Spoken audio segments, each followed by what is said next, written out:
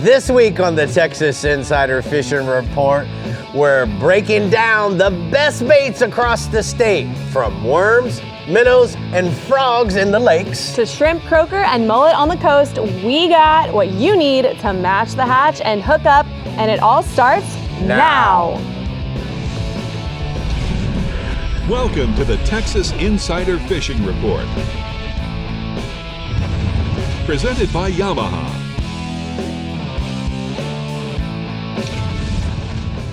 It's good to see everyone back on the Texas Insider Fishing Report. We're your hosts, Bri Gabrielle and Captain Rick Murphy, bringing you one of our theme shows this week. And Rick, we're all about that bait.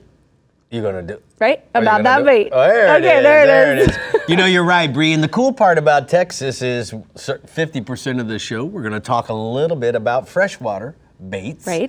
And then we're gonna talk about all the baits that we get along the coast and even offshore. Very compact with lots of information. Don't go anywhere because our man over at the workbench. Exactly. He's and got the your goods. best catch comes with the best bait. So you better That's listen right. up. Our first captain is waiting to share his report, but first let's see what kind of bait banter Dave Farrell has in store for us at the Parts View workbench. Well, What's up, I'm having Dave? some of my delicious coffee. And, wow, look at that. Waiting for the bait to thaw here. There you go. You know, and we're going to be talking a lot about how to choose the best baits for offshore fishing. That's what I'm doing. That's I don't know like what it. everybody else is doing. You got like That's what I'm bubbling doing. over there, doing some like voodoo witch Yeah. magic or something. I love it. Castaway coffee. Who knows what's in that cup? Okay, let's dive on into the lower coast region and match the hatch with Captain Chad Kinney. Let's hear it, Chad. I tell you what, I love talking about bait because I ran shrimp boats, own shrimp boats in the bay system, so you'll figure out here I'll talk about it, but you can catch all sorts of stuff in there, but you actually should see what's happening through the season as the season changes, which helps a bunch. So, like I said, I really like talking about the bait stuff. What it really helps you know, the key is what to use and when, but mainly knowing what the fish are feeding on because it changes throughout the seasons there. Inshore, just for reference down here in lower coast, shrimp, they're generally in our bay system, about from February through April. It's kind of a peak right in there, and they'll be really biting on the trout. Will really be feeding on them heavy right then. And then starting in about May, the croaker start getting big enough, and the croaker are here right now, and they're showing up. So that's what they're feeding on, and that's going to go through about basically mid-October. So fish the bait. Basically, what I'm saying is that what's in the bay system, fish that to them. They're going to hit. You'll have a lot more success with that. Offshore, I fish a lot of offshore stuff, and I love using bait out there too. So what works really well out there, you can catch some blue runners, also known as hardtails. You can fish those anything from the bottom for like grouper up to wahoo, to definitely billfish for them around the rigs or anything like that. If you're tuna fishing and fishing at night, we always have our underwater lights on the big 70-foot. We'll have a landing net back there. Flying fish will float up to the top, come back behind the boat. You just dip them out of the deal like that. Use an Eagle Claw circle hook, live bait hook, chunk them out the back end on a Penn spinning rod, and the tuna just absolutely can destroy that thing really quick. It's the best bait you can get there. And then, of course, during the day for trolling offshore, we use pelagics ballyhoo in our spread for the pelagics. Every single time we go out, the ballyhoo, they're definitely rigged up there somewhere. So, talking about inshore, the trout fishing has been really, really good. It's really picking up. The weather's getting better. So early morning's really good. They're still holding that 3 to 5 foot of water along grass beds in the sand pockets. Definitely look for some sand pockets off the breaks and those edges off the grass. You can power pole down there or use your Rodan trolling motor to get you in position, but the trout bite's been really, really good. Like I said, real early before the wind picks up. We're been limiting out lots of times between 7:30, 8 o'clock. We're kind of done with the trout in the morning. Live croaker's working really, really good. The best right now, we're free lining them with an Eagle Claw, about 5 to 6 odd tail hook. Make sure to keep your rod tip up with this, and bend to the fish when they bite. That gives them enough time. They always get them head first, gives them time to switch around their mouth and go ahead and get down. And normally you're going to hook them right in the side of the jaw there. If you're using Smart Official, that Gulp Nemesis has been working really good. You can use it by yourself or under a popping cork, basically in those same areas in that 3 to 5 foot of water. It's working really good. Offshore, the red snapper fishing remains really good. We got state and federal waters open right now. And there's some Dorados starting to show up since we got a little break in the weather. They've been showing up a little bit deeper around the buoys and some structure out deeper. So like I said, the snapper fishing remains really good. We finally got a break in this weather. It's starting to settle down a bit. The currents are subsiding with it. So you can basically get back down to free lining some bait out the back end of the boat. Or you can use an Eagle Claw jig, working really good. Work the middle of the water column, or that Savage squish jig works really good also. These fish have been holding the middle of the water column, and once you figure out the correct depth, just work that area. A great combo for this stuff when we're jigging. When we go that, we're using a Penn 6500 spinning reel, Spin Fisher, any series you want to within their good stuff with that blue Carnage jigging rod. Works up really good and spooled up with some Berkley 65-pound braid. You'll be hammering them. We've been got a picture here of a red snapper. We caught this fish. We sight cast him. He's like 10 feet under the water, and we actually released him because we were done. We were trying to fish for some ling, but it was a good, solid snapper. Moving on, talking about some Dorado fishing with the conditions getting better. Trying to go out deeper to the weather, the weather buoys or the fads we got out here for some Dorado. We like throwing some smaller baits if you're targeting for that, like cedar plug or squid daisy chains. You can also go to some greenback ballyhoo if you're using some bait. Works really good. You kind of run those naked or with a little chin weight. Works really good. Really what's best, what I like doing is put a little small chugger in front of it and troll these things about 7 to 8 knots. Keep an eye on out for bait movement, like flying fish or bait balls, especially if you find any floating debris. Then you can also pull up on if you find some floating debris or the buoys, throw some chum out the back end and get some free line ready like that. You get some chicken dolphins, school them up, you can have a good action on that stuff. All right, Chad, thank you for starting us off tonight. We're going to go ahead and take a look at the lower coast hotspots from the lower coast region. He says, inshore, the trout fishing, it remains good in 3 to 5 feet of water by the grass beds and sand pockets off of the breaks. And the redfish have been holding in the deeper water in 4 to 6 feet off of the deeper sides of the breaks. And then guess what? Offshore, red snapper fishing. It's been good. And there's a few Dorados starting to show up, Bree. That's what I like to hear. All right, one bait takes the cake in the Phillips and Jordan Upper Coast region. So let's hear what we're catching with Captain Mickey Eastman. Hi, Mickey. Well, hello, Rick and Bree. What's up? Let's get all started up here with the Phillips and Jordan Upper Coast region. You guys are talking about bait tonight. Popular bait in the Upper Coast area up here, probably most popular method all around is live shrimp. And live shrimp works best in all water conditions, especially in the warmer water months. You rig it on a treble hook under a popping cork. That's the most common method of catching trout, redfish, and flounder on this Upper Coast. And speaking of speckled trout, let's get started off in Galveston Bay. Trout action's been red hot in the lower end of this 600 square mile complex. All this freshwater fish movements are finally stable after the influx of fresh water, and has the trout stacked up in all the familiar areas like West Bay. It continues to produce the best quality specs along the south shoreline near and behind the San Luis Pass. Lure chunkers and live bait enthusiasts are enjoying some beautiful catches right now. Campbell Bay action's red hot over there too in all the popular areas near Swan Lake, Pelican Island, Sand Island, and the Railroad Bridge. 3 to 6 feet of water. And saltwater sash of the 4-inch sea shad and flamingo flash is working really well. And wade fishermen are catching big numbers of slot trout on the south shoreline of East Bay, and they're fishing a little shallower over there at 2 to 3 feet of water. They're using pink MirrOlure soft dines and saltwater assassin in a 5-inch shad on that slamming chicken color. Use an 1/8 ounce Pro Elite jig head for best results. You can get that bait to suspend a little better. And the Galveston South Jetty, still hot for specs. They've been moving in good through the rocks, up to 26 inches on live shrimp and gulp, and the 4-inch turbo shrimp. And water spared to good, 86 degrees. Sabine Lake, pretty much same scenario over there. A lot of fresh water influx from the Neches and Sabine rivers, but concentrate on those lower lake areas, lower ship channel and jetties. Fish the ledges and drop-offs over oyster shell and shallow and deep. Use soft plastics like MirrOlure Little Johns and Paddletail Bass Assassins. Use those bright colors like pearl, chartreuse, and pink. And lower lake above the causeway there is holding some decent number of trout over that deep shell there. Look for slicks and diving gulls. Water condition fair, water temp 86. And speckled trout photo this week is Nathan Silva. And Galveston Jetties, let's talk redfish. North and south, they've been hot all year, but best numbers of slot reds right now are coming on live shrimp. Red crankbaits, Gulf turbo shrimp early in the morning, tight to the rocks. Fish deeper drop-offs later in the day along the ledges in about 10 to 15 feet of water. And water clarity's good out there in 86 degrees. And redfish action's been fair to good along the rock growings down in lower Galveston Bay near Texas City and Campbell Bay all through there. And fish tight against those rocks and ledges.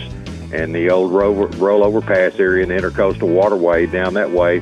They've been using top waters live shrimp under a popping cork and Gulp turbo shrimp in the 5-inch.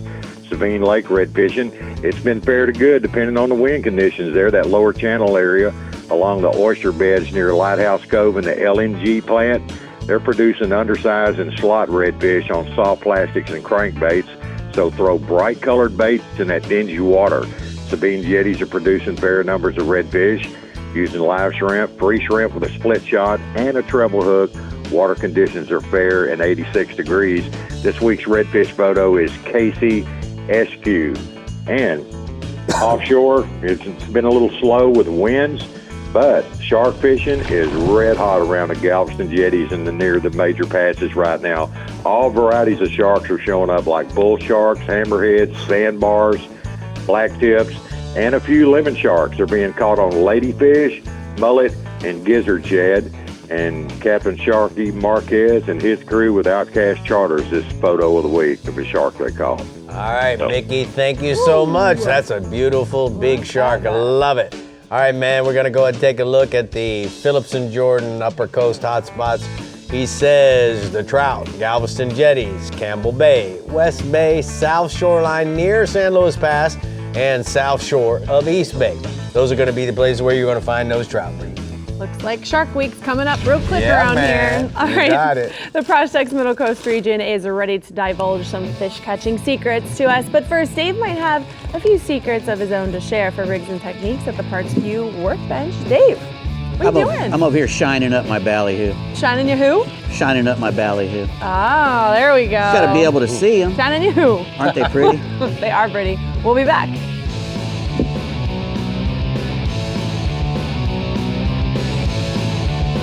The Texas Insider Fishing Report is brought to you by Yamaha. Reliability starts here. Ameritrail. Load, launch, relax. Fenwick. Feel everything. Bahio. Blue light blocking, radically clear polarized fishing sunglasses. Sportsman's Adventures with Captain Rick Murphy. Fishing for adventure. Berkeley. Your fish, our science. Prospect Smoked Meats. Fuel your day the Texas way. And Skeeter Performance Fishing Boats. Eat, sleep, fish. Wow, man, I'm telling you, the Parks View workbench It's full of bait. is full of bait. Full of dead stuff. I love it though, Dave. So let's get right into it. You know, we're in Texas. We're talking about offshore, Right. Dead bait trolling, or maybe swordfish baits. Correct. For those guys that love to do that. Pretty much dead bait stuff offshore. We're going to start by how to choose, your ballyhoos. Ballyhoos are a great bait because of the way they're shaped and everything. They're a thin cylindrical fish, so they swim really well. And there's a lot of them out there for them to chase after. And what you're wanting to look for when you buy a pack of ballyhoos, first thing is you want it to be vacuum packed. Right. You don't want to have any air in there to get any reason for for it to get freezer burn. Freezer burn. And if it's all sucked out of there, it ain't gonna happen. You wanna check out the skin. You want it to be shiny. You don't want there any cuts in this Right. skin. Right. And you want the tails to be nice, have a nice red spot on them. Right. And a nice red tip on the beak. Got And it. that tells you that those have been taken care of and they've been fresh. And the reason you don't want any tears in the skin is because when you're out there trolling, any tiny little tear in the skin becomes an ingress for water.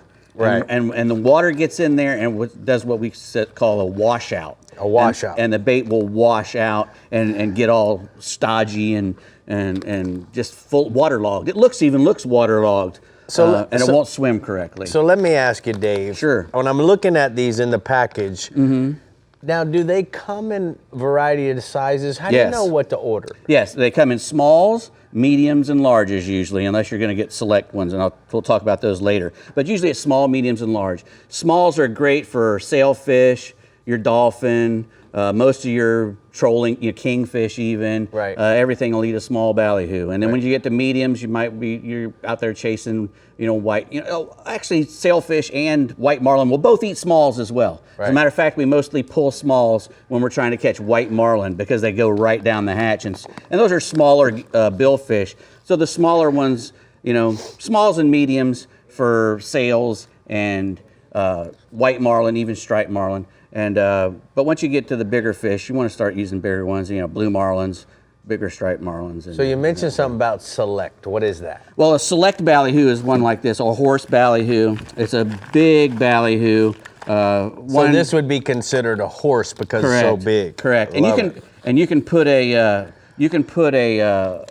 type of a skirt or something on top of that. You can see the difference. And it's big enough for a blue marlin to switch off a big teaser to come and eat that big ballyhoo there. And so these guys at Bait Masters, they sell all this stuff. You can get them pre-rigged or just packaged and put them on your own. Correct. And I'll tell you, there's not many places that I would recommend to buy pre-rigged baits, just because there's a lot of difference in the quality. Bait Masters is one of those people. Bionic Baits is another one. But Bait Masters, to me, if you go all over the world, the guys who are really serious about catching fish, they're ordering Bait Masters online and having it come to them. Okay, now it's very popular in Texas, the swordfish. So the squids, these guys obviously have big squids already rigged, ready to go too. Yeah, so this is a swordfish bait, or you could even troll this bait if you had to. But this is made for a swordfish bait. This one here, but you could troll it, and just like these little squids. The squids have been kind of passed over a lot in the last 10 or 15, 20 years. Right. We used to use squid a lot more, even longer. We used to use squid a lot more than we use now, and it's really a shame. The problem is the squid are kind of messy. They mess up the boat. They don't last very long as far as being trolled and whatnot. But they're excellent for a pitch bait for a big blue marlin, or even to be trolled for dolphins and whatnot. This is one of my favorite baits of all, and it is a split-tailed mullet. And this one's rigged with wire. This is my favorite wahoo bait down the center. My center long is this split tail mullet with a big chin weight and a wire leader. And this is a double hook rig. So this is my wahoo slayer right here. And sometimes I'll put a big orange sea witch on its head, orange and black. And that's a great bait for that. And then what about the eels now? Yeah, this is a trolling swordfish bait.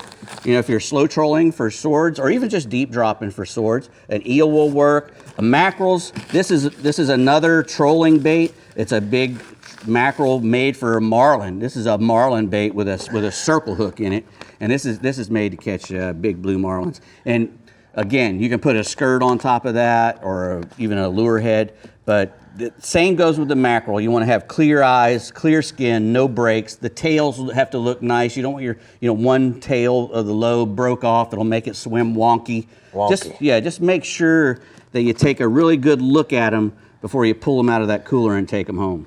Guys, Bait Master ships all over the world, so they are the best. Don't think you guys can't get them in Texas. They're the master. Nope. Oh. Okay, I didn't get you to say it. That was a trick. All right. Good bait is everything, guys. All right, our Captain Bank in the Projects Middle Coast region has a few ideas for you when it comes to the type of bait you use, whether it's artificial or live. So go ahead, Bank. We're all ears. Hey, summer's the time for live bait along the Projects Middle Coast region. Those water temperatures in the 80s, which they are now, it's more friendly for a live shrimp under a popping cork. I prefer soft plastics and lures, but I do not deny the power of live bait, especially with the wind and the stained waters we've had for this June. In Matagorda, our go-to bait is live shrimp. We rig it on a small number 6 treble hook. That small hook allows that shrimp to hop, jump, swim freely, and those trebles often find the edges of the jaw rather than the gullet and help with catch or release fish. So that's kind of how we do it with our live bait down there. Our trout fish in southeast winds and unstable barometer has been for great fishing. Fish like to eat with a slow pressure, and that's what we love about June. Matagorda anglers have worked scattered shell with gulps under a popping cork. Those white gulp turbo shrimp and the Scooby dragon tails have been eaten regularly here lately. West Matagorda Bay has fared well while wading points with shells, topwaters. When we can drift, we work at Half Moon Reef near Palacios Point with those gulps underneath the cork. In Palacios, the upper reaches of the bay like Tres Palacios and Caracqua have been good along the shorelines holding shell. Got Ray Sexton, he said he's been working tight to those reefs and picking off shrimp with gulps as well.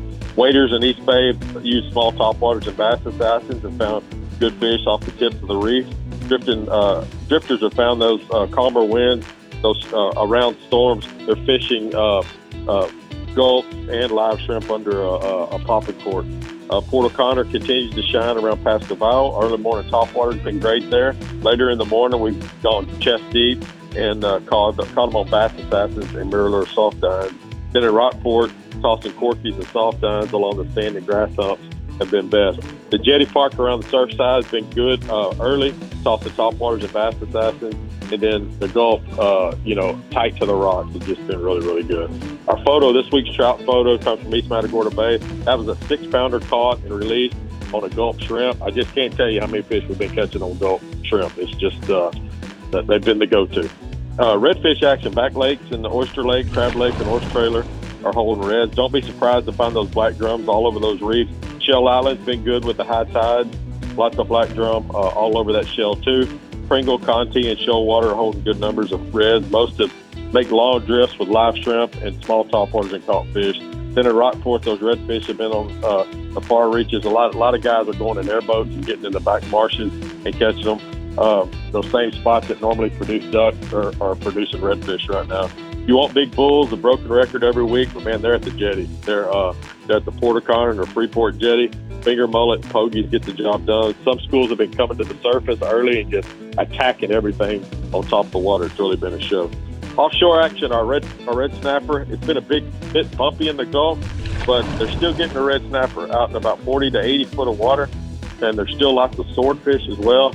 Tuna, 80 to 100 miles out. Michael Quebec is still doing well with those swordfish. Man, it's amazing how our sword fishery is.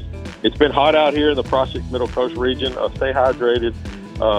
Wear quality eyeglasses to see these fish. I'm enjoying wearing these Bajio sunglasses. I've been so impressed with what you can really, really see, man, below the surface. It's amazing. Keep doing what's best for our bays and oceans, and always leave more than you take. Catch and release is cool. Everybody loves it. Matagorda, man, if you're ever in Matagorda and you want some good barbecue, our Coastal Q, it serves up pounds and pounds of that Project smoked sausage. We eat it. We get off the boat. That's the first thing we do. We go get barbecue and eat that Project smoked sausage, man. It's really, really good. All right, Bink, you've done a good job at making me hungry. I'm going to go ahead and take a look at the Mirror Lure hotspots. He says that the trout, they're going good around Freeport while walking the jetties and tossing topwaters or bass assassins. The redfish are best in the back lakes and in the guts and the bayous on the incoming tide. Count me in for that topwater toss, boss. Please. That makes me happy. You're a walking the dog specialist. But I am, you know, the love other day, I was What? telling somebody that I spooned, we went spoon together. And the guy went, what? Mm-hmm. Yeah. Yeah. He didn't understand. Well, let's He's explain like- it. So, you know, fishing spoons, Bree's one of her favorite things is Yeah. to cast the spoon out and to Yeah. reel it back. But I don't think that guy quite understood what I was saying. I don't think so either. I'm Yeah. so glad you just He explained was it happy to for me everyone. either way. He was happy for me either way. All right, Texans, if you're dreaming of blue water and big game, listen up. Right? That's right, Bree. You know what? The 44th annual Key West Marlin Tournament is set for July 23rd through the 26th during the heart of the legendary Key West Hemingway Days in Key West, Florida. Last year's tournament reeled in a whopping $268,000 in cash payouts from the Marlin and Funfish divisions. Wow, so you know what? Bring your crew, bring your family. Key West is certainly calling, guys. Yep, make sure you get all the details and lock in your spot now at keywestmarlin.com. That's right. But the Upper Fresh and Heroes on the Water Lower Fresh Region guides are ready to give us our bait options for the weekend coming right up. And don't forget to stay up to date with everything fishing in Texas. Scan that QR code on your screen. Please follow us on social media, catch the latest fishing adventures on our YouTube channel, Captain Rick Murphy, and check out our show merchandise to gear up in style. Scan now and we'll be right back. The Texas Insider Fishing Report is brought to you by Bass Assassin and Saltwater Assassin, the best lures, period. Berkeley, your fish, our science. Murphy's Law Sport Fishing. Book your trip today at murphyslawsportfishing.com. Abyss Battery. Power your pursuit. Rodan. Set it, forget it, catch more fish. Berkeley Pro Spec Chrome. And Penn. Let the battle begin. So Bree, we are Yes. talking about bait this week, but the thing that you need to understand, it all starts with the volume of circulation or the bubbles that you have in the live well. Let's check out what Hooker has for us. Let's see it.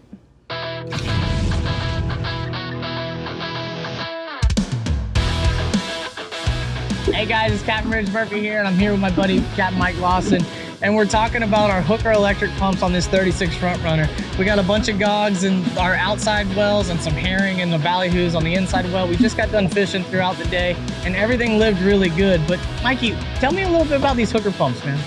Well, I like them because, you know, you got 2 pumps in this boat, but today we used 1 the whole day. 1 pump was enough to feed all 3 wells, and all of them were pressurized all day. All the baits lived. We had no issues with bait. Also, you got a rheostat knob to turn up the flow per pump. So what Mikey's saying in here, guys, is we have a box that Hooker makes that's inside here in the build, but it goes to a rheostat system, and Hooker really took their time in making this. And what that means is all the flow goes into a system where it disperses throughout the boat, and all you have to do is control your valves. And so, like right here on the edge of the boat, we have it where it's plumbed for an additional live well, and then we have the 3 wells that we also run. But if you ever guys need any information on these Hooker pumps, go to hookerpumps.com or contact Tristan. She'll take care of you guys. So, Bree, what they were really saying is that being able to adjust the amount of flow depending on the type of bait you have in the live well, you can't do that with a standard live well pump. That's important. You can with hookers. That's what makes them really special. You got to keep your bait alive and fresh. That's how you're going to That's catch right. them. All right, there are so many ways to bait your hook in the upper fresh region, so let's get more insight on your weekend with Mike McFarland in Studio T. Hello. Studio T. Hi, Bree. Hey, Captain. Hi, Dave. How Captain, are you, you bub? always you make me laugh no matter what. It's great being around you, watching you. It's pretty funny all the time. So, you know, we've had a pretty stabilized time now with our water here, and fish has gotten really good. Before we tell you about that, let's talk about the bait. And live bait in the upper fresh region is an awesome deal, man. There's so many varieties of what you can do. Starting with like the threadfin shad, you can be used to catch stripers, hybrids, white bass, crappie, and even largemouth. So if you're using the live threadfin, you're going to catch those good species. Dead threadfin shad is great for channel catfish. And live gizzard shad, for example, is big for those huge blue cats. So live bait is really important. Now, I will tell you the most common live bait that we use is going to be the minnows, store-bought minnows here for the crappie. And the crappie fishermen tend to fill their limits, you know, every day, filling those freezers with those fillets. And I'm telling you, there's nothing better than a live minnow to catch the crappie. So a lot of different options, veal or night crawlers, big salties, which is a carp minnow, live crawfish when available, brim, sunfish, carp minnows. What I do recommend is if you're going to use live bait, please be careful and just catch and keep your limits. Don't fish for fun with live bait because, believe me, when you release a fish that's bleeding, they don't necessarily make it just because they swim off. So let's get into some bass fishing. Tell you about bass fishing. Possum Kingdom with Pete Hernandez. Lake is full, 85 to 87 degrees. Staying. He said there's a really good topwater bite early morning. Main lake points and around the docks, especially the ones that have light. The Berkeley bullet pop can be very effective in these areas. When the sun gets up high, move to the offshore rock piles with Texas rig, bass assassin worms. Ray Hubbard, kind of similar. Early morning, you can find a topwater bite in the marinas and things, but the bass are generally offshore in the deep rock piles. Shaky heads rigged with the tap-out worm. Bass assassin 7-inch tap-out worm is really good. Best colors, June bug and red flake, or even just watermelon candy to catch those bass. And it's fork. We're still holding 3 inches over pool. So the big bass are eating this Berkeley Jaywalker is a big one, the 120 in the early morning hours. Then later on in the morning, I'm moving offshore. So sometimes if it's cloudy, it'll keep me throwing that topwater till 8 or 9 in the morning. But if it's not, by 8 or 9, I move offshore. And I'm getting into about 10, 14, even 22 foot of water. Quarter ounce to half ounce shaky heads rigged with the Bass Assassin tap-out worm, watermelon candy. Chartreuse tail is important. Watermelon candy red if the sun is shining. And check it out. This client was so excited. Look at mouth to mouth with this big bass, Berkeley Jaywalker. Right here, this next pick. I love this next pick. He was just ecstatic. So great times on fork. Let's say about some crappie. Crappie on fork with Jackie Wiggins. There's a lot of small fish being caught under 10 inches. We're seeing more fish stacking up offshore in the brush piles, tire reefs and things. 16 to 26 feet seems to be the best depth. And you really can catch them on just about anything, Jackie said. Bring some live minnows, but small hand-tied jigs will catch them, soft plastics will do them. And Jackie always gives us good pictures, but I like the way they took this one on the back of a tailgate of a truck. This is like redneck crappie fishing right there. Sure is. My mans look like they're getting ready to have a fish fry there, dude. Yeah, I want to know where that is because I guarantee they're eating good. But stripers and hybrids, Captain, also, that's really good. Levon, Kerry Thorne says there's no change in last week. Gates are open, so there's no pattern. You just got to get out there early, be looking for that topwater bite. That Bree loves that topwater bite. You see the birds. You can't miss it if they're busting the surface. If not, move out to deeper water. The points, 10 to 20 feet. 1 ounce slab spoons will get you those whites and stripers and hybrids, and pretty much the same thing on Kawakamie. So that's what I got for you guys. I will show you this nice pic of Matt Cartwright and this big family who caught their mess. Man, they did great. All right, bud, thank you so much. We'll see you next week. You did wonderful. We're going to take a look at the hot spots from the Upper Fresh region. My man Mike says that Lake Fork bass fishing is really fired up. The water levels have stabilized and the big bass are eating topwaters in the morning and big worms like the Bass Assassin 11-inch worm during the afternoon, Bree. All right, Rick. Well, sometimes when artificials aren't getting the job done in the Heroes on the Water Lower Fresh region, Matt Reed is bringing in the live backup. Go for it, Matt. All right, Bree, let's kick this thing off. We're going to talk about bait. The use of bait can definitely help in catching fish over artificial lures. If you're targeting catfish, fresh shad, cut bait, or dough bait are perfect choices. You want to chase that true trophy catfish, big blue cat or big flathead, live tilapia or live bluegill is the best way to catch one of those. Also, big chunks of fresh cut carp is a great way.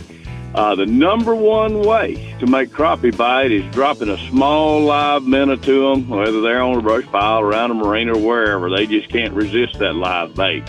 And above all, to get youngsters hooked on fishing, get you some crickets or night crawlers and just let them have a blast catching bluegill. Fun for all and good eating as well. The bait just makes things simpler.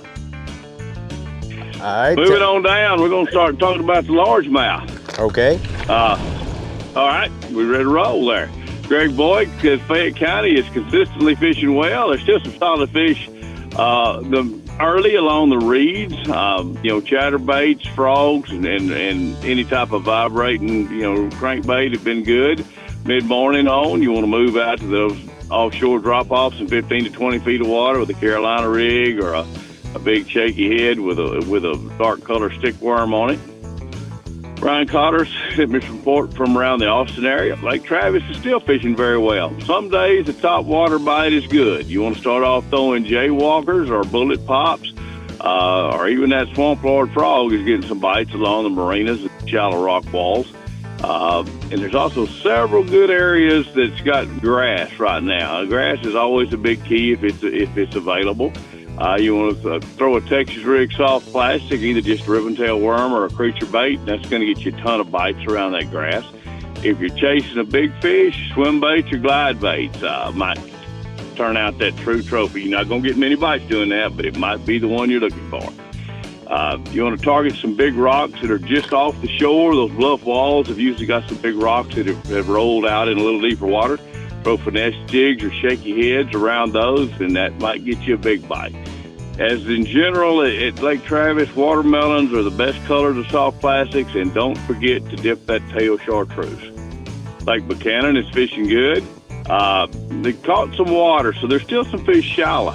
If you want to start off with some exciting action, pick your top water up, get against the retaining walls or any type of shallow cover to get you a few bites early. After that, you want to move out to the rock in 5 to 15 feet of water. Throw crankbaits and Texas rig soft plastics to continue catching those fish through the day. And Falcon, she's in her consistent summer pattern. The biggest fish are definitely related to the main lake rock structure. Shaky heads, football jigs, and the Berkeley Dime crankbaits are your best producers. The other ways to generate some special bites is throwing a Texas rig, 10-inch Berkeley power worm, and plum or blue fleck at the man-made brush piles. The best depth for those is in that 10 to 15 feet range. Kurt Dove sent me a report from Lake Amistad. The bass are in their summer pattern for sure. Deep ledges on the primary main lake points are holding fish in 15 to 35 feet of water. Use drop shots, jigs, and minnow baits with your forward-facing sonar to generate your best bites. Got 3 bass pictures here. First one is Greg Boyd with a big old Fayette County fish, and then I've got Wes and myself with a couple of one-eyed bass from Falcon. Quick hit on those one-eyed fish. Over the years, I have observed if you got a one-eyed bass that lives in an area, you will catch that fish multiple times. They're more aggressive. I think they have less opportunity to feed, so they bite more. So you'll get one, you may catch that fish 4 or 5 times over a month period while it's living in that area. It's kind of a neat fact. Tell me quickly on the white bass and hybrids, bub. All right, Lake Buchanan, look for the schools of white bass. They're busting the top. Throw moving baits like crankbaits and jerk baits to get a lot of bites. Somerville, the white bass and hybrid fishing has improved. Lipless cranks, bright-colored swim baits, and slab spoons around Welch Park are working great. Those schools are roaming, so use your electronics to keep up with them. All right, you got it all in. Thank you so much. We're going to go and take a look at the Lower Fresh region hotspots. My man Matt says that Fayette County bass are playing nice. Early morning, throw the Berkeley Swamp Lord frog along the reeds for some awesome explosions, and then later move out on the main lake drop-offs and throw shaky heads and Carolina rigs to keep catching them all day long. I love that one-eyed bass fact. That was pretty cool. All right, the Startron Middle Fresh region is coming up with all of your bait options. But first, Dave is sharing some fancy new products at the Parts View Workbench. Dave, what we got over here? They were talking about another frog. This is a different one. A big fat one. Oh, those are Rick's Love to catch fave. a big frog. Second fave. We'll be back. Second fave. Second. The Texas Insider Fishing Report is brought to you by Abu Garcia, Fish to Win, Fenwick, Feel Everything, Berkeley Pro Spec Chrome, Heroes on the Water, Paddle, Fish, Heel. Turn on the bite anytime. Tie on a Mirrolure. Front Runner Boats, performance-built offshore fishing boats made in the USA. And Startron, start, run, and store with Startron.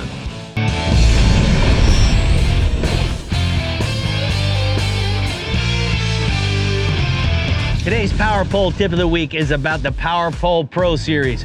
Now guys, if you have a technical poling skiff, this is the shallow water anchor that you're gonna wanna look for. The reason why is because it's very lightweight and designed specifically for those technical poling skiffs. So if you have a Maverick HPXS with a carbon fiber, your weight is everything. Now, the Pro Series comes in a 4-foot, 6-foot, and 8-foot models. And the thing that I love about them is, depending on the model, they're only 13 to 17 pounds. We also have ported it to give it actually less weight as well. But make sure you understand that we have a very quiet pump that comes with it, so you still have that strong traditional hold when it comes to the bottom. Remember this about the Power Pole Pro Series is it's been specifically designed for technical poling skiffs and for fishing around spooky fish. So if you have any questions about any power poles, go to powerpole.com, and that's today's Power Pole tip of the week. Well, we're here at the Parts View Workbench, and you know what? It's time for the Taco Marine Trolling the Edge new products, Dave, so let's just roll right on out. Well, we're going to start there with the Sea Sucker Large Recycle Waistband. And this is from the Heroes on the Water collection again, you know, the Give Back collection. And, you know, that really has a nice logo on there as well, the Heroes on the Water. Mm-hmm. And this is, you know, nothing irritates me more than a bunch of cans and debris in the boat. You know, I hate when you're running and it can get out. I hate going around. I hate littering. I hate litter bugs. Dang. I hate, you know, chasing all that stuff down, having to pull the boat back and whatever. So this is a perfect place for all that mess. You know. Yeah. It has 2 nice big Sea Sucker 4.5 inchers on there. That'll hold up to 80 pounds. So you can pack that thing all day with cans and water bottles, and you'll be fine. it can mount to any vertical surface, your gunnels, if you want to take it tailgating, you can put it on the back of your pickup truck. Right. If you want to do something really cool, you can put it on the underneath of a hatch. When you open up the hatch, boom, there's your garbage can. That's what Captain Page does. Yeah, it's just really cool things. And 25% of the sales of this goes to Heroes on the Water. Oh, nice. And this is a really cool mesh bag. When you take it off, it's got a little drawstring, so you can take your stuff to the real trash can and dump it all there. And this is machine washable, so just a really cool little product. Anything that'll get garbage off the deck is a great thing. Seasucker.com to go get your large recycle waistband. And Heroes on the Water one. Yes, that's correct. The Heroes in the Water one. Next, we have the Gulp saltwater sand crab. They're called a sand flea. Have the Gulp extreme scent dispersion in there. Looks, smells, and probably tastes like a real sand flea. I wouldn't taste it if I were you, but you could. Durable. Very easy to make. Don't do it. Durable, easy to maintain, keep ready for use at all times. You don't have to go catch your own fleas and whatnot. Comes in 3 or 4 different colors. There you see, 12 to a pack. Yeah. And you can use those in the surf or in the bay. You can use them anywhere. Have you used these pompano fishing? Yes, they work. You wouldn't think, but they do. They work. The Gulp works. Yeah. So Gulp is. I don't care what kind of little plastic thing they put it on. That Gulp get stuff coming, That's it. And they love it. So Okay. go to berkeleyfishing.com Berkeley to Fishing. get your saltwater sand fleas. Sand critter. Yeah. Next, we have the Eagle Claw bait rigs. We're talking about bait today. These are rigs that Eagle Claws makes, but you can go out and catch your own bait. The first one, let's do this one first. This is the laser shrimp. That's the urethane Aurora wings. The blue wings, and those things are just really good. They got 5 hook sizes from number 10 all the way to number 2, and 30-pound mono is on there. So you're not going to break them off when you get a multiple baits on there. I think those are 19 inches, and they are, and just really cool baits. And these are if you're wanting to catch some bigger stuff like some grunts or some croakers, a little bit bigger baits, even maybe some jacks. These little L945, the shrimp rigs, L9452. They both are really great. Zoom in there to get this, man. Yeah, this those are pretty cool little shrimps on there. And shrimps. And 19 inch, again, 30-pound test leader. So you can load that thing up with bait and still bring it up and have some fresh live baits. Some of the captain's been talking about frog bites. So where do we go? EagleClaw.com? EagleClaw.com, correct. And the frog bite's been on fire in the morning in some of I these had a places. heck of a frog bite this past weekend at Mom's house. Big black frog, and boy, it was like Moby Dick tried to eat that. So this is the Savage frog? Yeah, this is the Savage Tough Toad, and it's molded after a 3D scan of a real toad. It's very realistic. It's made out of that tough tech material that's almost impossible to break. I didn't get you. Z-hook design. It's got it comes with 3 different hooks as well. Floats really high in the water. It's a solid body frog, so it doesn't fill up with water. Which is a pain in the butt. Your frog gets waterlogged and you have to keep, squeezing it out and doing it over and over again. But that frog is solid and works great. SavageGear.com to get the Tough Toad. There it is. I love a there toad it is. bite. Everyone likes a solid body. Okay, we're playing Solid favorites body. when it comes to bait in the Star-Tron Middle Fresh region. So let's see what our star swimmer is with Matt Loescher. What's going on, Matt? Bree, yeah. Well, we're going to talk a lot about the minnow. That's my favorite. That's what I use every day when I'm crappie fishing. It's hard to beat. So the minnow is definitely my main squeeze, as you alluded to there. But there's a lot of options here for bait in the Middle Fresh region. A lot of guys cast net for shad, whether it's threadfin or gizzard shad. That's always an option. They're usually pretty easy to find. Bluegill are used at times also as either live or cut bait for big catfish.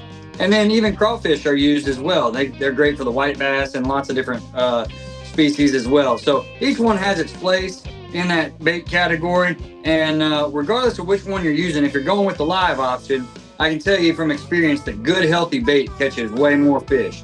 So my number 1 tip for you this week is to keep your bait healthy. I think a lot of people really underestimate the importance of a frisky bait fish.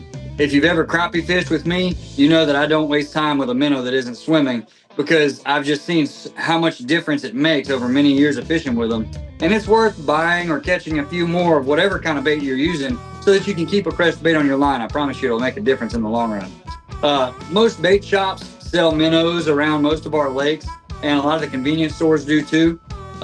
Once you have your bait, keeping them alive primarily depends on two things, and that's cool and clean water. I find that frozen jugs of water are best for keeping the water cool in the summer because it won't change the pH of the water as it melts like the loose ice will. Now you can use the loose ice, but just be careful not to put too much at once because of that rapid temperature change. That will stun the bait. And then of course, as it melts, it's going to change the pH of that water, which can kill them as well. Another thing you must do is run a good, strong aeration system, and you'll have good, healthy bait if you keep that good air flowing through a battery-operated pump, whether it's on a small battery or on your big 12-volt battery, either one. But I hope that helps.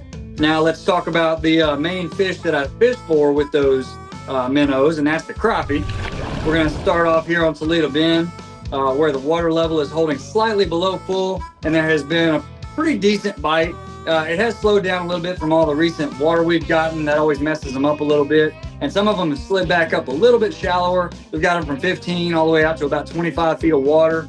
And they're still hanging on the timber, the bridge pilings, and even some deep docks. They're biting the minnows as always. And then that panfish assassin jig and the monkey milk color has still been the best. I've been fishing that jig vertically this week a lot.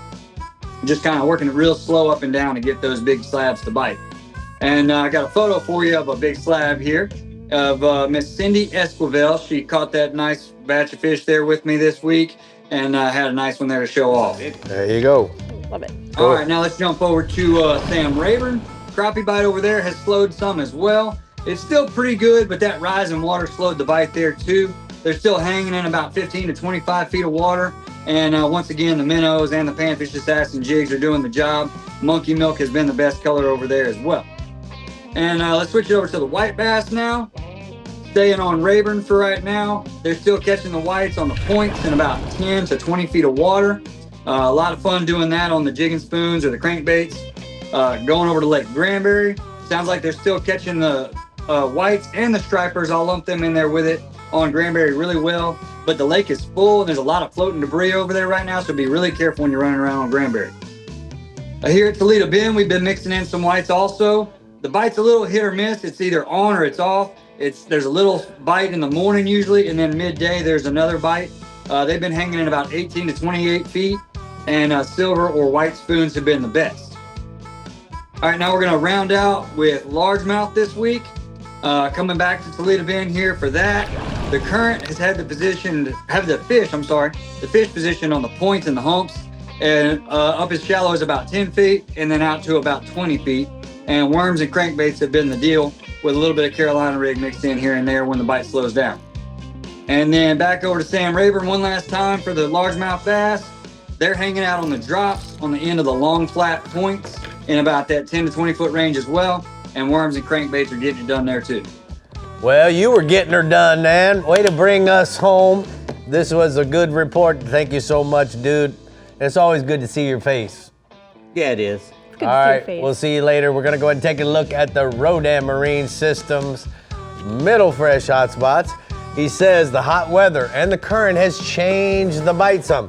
The bite is primarily in the morning and in the evening now, not during the hot part of the day. And the white bass, it's been really great thanks to extra current, and some largemouth bass are setting up in that current and biting as well. What do you think, Bree? I think that rounds out our reports, but before we send y'all off into the weekend, we want to seize the social with you. So here's what we found from the Gulf Lakes and Creek feeds this week, gentlemen. Let's take a look. Let's look.